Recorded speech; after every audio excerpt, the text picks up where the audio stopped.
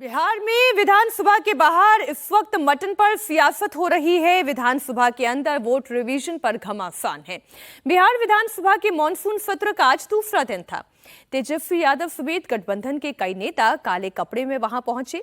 विधानसभा के अंदर जमकर हंगामा हुआ, बात धक्का मुक्की तक आ गई। तेजस्वी यादव कह रहे हैं कि वोट रिवीजन के बहाने गरीबों और पिछड़ों के वोट के अधिकार छीने जा रहे हैं, तो बीजेपी कह रही है कि आरजेडी वाले पिछड़ा, दलित, महादलित और अल्पसंख्यकों को फॉर्म भरने से रोक रही है। बिहार में वोट रिवीजन की लड़ाई धक्का मुक्की तक क्यों आई?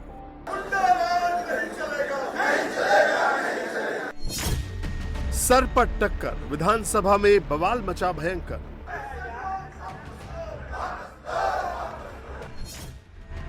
लॉ एंड ऑर्डर पर चढ़ाई, विधानसभा में हंगामा हाई। बिहार विधानसभा के मॉनसून सत्र के दूसरे दिन भी हाई वोल्टेज ड्रामा रहा। विपक्ष के विधायकों ने काले कपड़ों में पहले बाहर विरोध प्रदर्शन किया, उसके बाद सदन के अंदर भी जमकर बवाल मचाया। विपक्ष के विधायक वेल में पहुंचकर लगातार हंगामा करते रहे, कागज फाड़ा, नारेबाजी की और धक्का मुक्की तक बात पहुंच गई। ये प्रोटेस्ट बिहार वोटर रिवीजन और लॉ एंड ऑर्डर के मुद्दे को लेकर हो रहा है। इसके अलावा नीतीश कुमार की निष्क्रियता को लेकर भी महागठबंधन सवाल उठा रहा है। बिहार के वोटरों से जुड़ा हुआ है और उन्हीं वोटरों से हम चुन करके यहाँ विधानसभा में पहुंचते हैं। बिहार लोकतंत्र की जननी है और बिहार में ही लोकतंत्र को खत्म करने का प्रयास किया जा रहा है।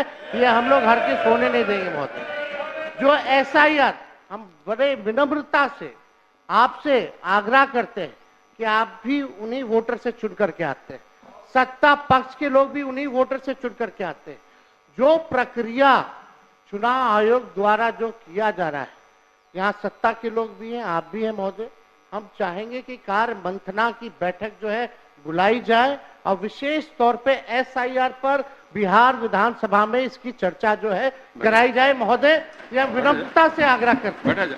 इसमें अध्यक्ष महोदय, हम चाहेंगे कि किसी और बिल तो आता ही रहेगा महोदय, लेकिन जब हमारे वोटरे का नाम जब कट जाएगा तो क्या मतलब रह जाएगा इस लोकतंत्र का? और लोकतंत्र का सबसे बड़ा मंदिर, और यहाँ अगर उनकी हम चर्चा नहीं करेंगे तो हम कहाँ करेंगे, ये भी आप बता दीजिए। लगभग 20 लाख लोग ऐसे पाए गए जो बिहार से बाहर गए हुए हैं और लगभग 8 लोग ऐसे हैं, 8 लाख लोग जो एक जगह से अधिक जगह पर जिनका वोटर लिस्ट में नाम है। लेकिन एसआईआर के माध्यम से स्पष्ट है कि भारत के जो नागरिक हैं उनका वोटर लिस्ट में नाम रहेगा। निर्वाचन आयोग बार बार सफाई दे रहा है और अब तो 26 तारीख को इस पूरी प्रक्रिया समाप्त होने वाली है और ड्राफ्ट कॉपी आएगा। तब सभी पार्टी को यह अधिकार होगा कि आप आवेदन डाल सकते हैं और ऑब्जेक्शन भी कर सकते हैं।